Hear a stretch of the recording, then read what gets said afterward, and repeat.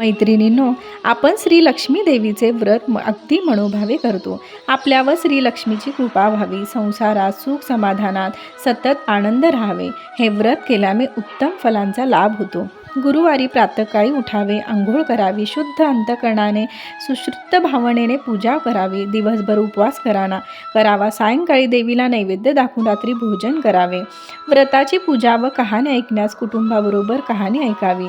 सायंकाळी गायीची पूजा करावी, तिला नैवेद्य दाखवावा व त्याचबरोबर आपल्याला 2 अशा सेवा करायच्या आहेत की त्यामुळे लक्ष्मी पूजेचे आपल्याला संपूर्ण फळ मिळते. तर पहिला मंत्र असा आहे की ओम ऐं श्री महालक्ष्मी नमः. मी पुन्हा एकदा सांगते मैत्रिणींनो, ओम ऐं श्री महालक्ष्मी नमः असा नियमित आपण देवी पुढे बसून 108 वेळा हा जप केल्यास त्यांचे सर्व काही तुमच्या अडचणी आहेत त्या दूर होतात व तुमची कोणतीही इच्छित मनोकामना असेल तर ती पूर्ण होतेच.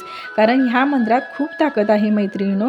हा देवीचा मंत्र आहे, त्यामुळे आपल्याला हा मंत्र 108 वेळा म्हणायचा आहे व त्याचबरोबर श्री लक्ष्मी अष्टक म्हणायचं आहे. ते मी तुम्हाला सांगते. म्हणून करुणी वंदन सद्भाव धरुणी लक्ष्मी चरण पावरे, कमल आसन कमल वदन कोमल ते मन, लक्ष्मीचे चक्र गदा हाती माता आदिशक्ती, प्रसन्नती मूर्ती जगन्माता, जगाला आधार चालवी व्यवहार, दिव्य अलंकार शोभती ते, प्रसन्न होईल धनधान्य देईल संकटा नेईल दूर माझ्या, देवी ही प्रार्थना सुख समाधान कुटुंब कल्याण वर देई, चित्त शुद्ध करी दैन्य दूर करी, निर्मळ अंतरी ठेव सदा, जी चूक झाली माय पोटी घाली, तूच आता वाली भक्तजना, नित्य हे अष्टक गातील जे लोक श्रद्धाळू भाविक पावणते.